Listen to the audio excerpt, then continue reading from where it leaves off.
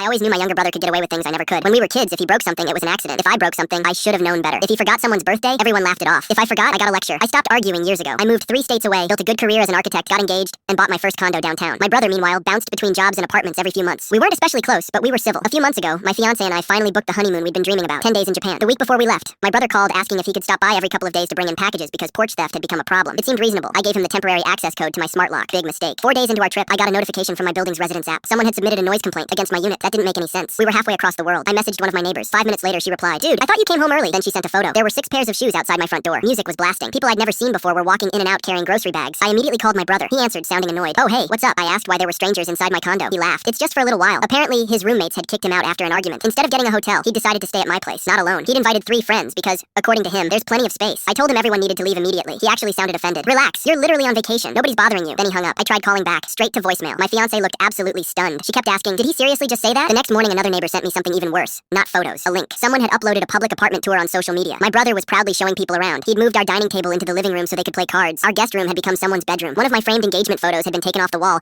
because, as he joked in the video, it made the place feel too serious. His friends were commenting things like, "Bros living the luxury life." That was enough. I called my condo management office. Thankfully, the building had strict guest policies. I emailed proof that I was out of the country and explained that someone I'd given temporary access had exceeded permission. Management immediately disabled my smart lock code remotely. Then they contacted building security. Security arrived before dinner. My neighbor watched everything from her balcony and kept texting updates. When security knocked, my brother refused to open the door. He insisted he had permission to be there. Management asked him to provide written authorization. All he had was my text saying, "Feel free to grab the packages whenever they arrive." Security wasn't impressed. About 20 minutes later, the local police showed up because he still refused to leave. He kept insisting I was overreacting. One officer asked a simple question. "Does the owner know you're living here?" He couldn't answer. Instead, he asked to call me. I declined every call. Management gave everyone inside 1 hour to gather their belongings. According to my neighbor, the mood changed instantly. The same friends who'd been posting selfies in my condo were suddenly arguing over whose car had enough room for everyone's luggage. One guy apparently kept apologizing because he genuinely believed my brother owned the place. It took almost 3 hours before the last person finally left. Building maintenance checked the unit afterward. The damage wasn't catastrophic, but it wasn't nothing either. My couch had a huge stain. One cabinet door had been ripped off. My coffee table had cigarette burns, even though the building is completely smoke-free. When my brother realized security had documented everything, he finally started calling non-stop. So did my parents. Mom said I embarrassed him. Dad told me I should have shown more compassion because family helps family. I listened quietly. Then I asked one question. If he needed somewhere to stay so badly, why wasn't he staying with you? Silence. Finally, my mom admitted. He said he'd rather not because he wanted more privacy. I couldn't help laughing. So invading mine was the better option? Neither of them answered. I told them I'd already paid for professional cleaning and repairs. I expected my brother to reimburse every dollar. If he didn't, I'd file in small claims court. My dad accused me of treating my own brother like a stranger. I replied, "No, I'm treating him exactly like I'd treat any adult who walked into my home and decided it belonged to them." Then I ended the call. When we got home, the condo looked mostly normal until we started noticing little things. Several kitchen tools were missing. Our espresso machine had somehow disappeared. My fiancé eventually found one of her keepsake boxes shoved behind the washing machine with the lid cracked. The hardest part wasn't replacing any of it. It was realizing how casually my own brother crossed every boundary I gave him. About 6 weeks later, my parents called again, not to apologize, to ask if I'd consider forgiving him because he needed someone to co-sign a lease. I told them there was no chance. If they trusted him that much, they were welcome to co-sign it themselves. Last I heard they did. 3 months later, he stopped paying rent, and the landlord came after them instead. Nobody has asked me for a spare key since.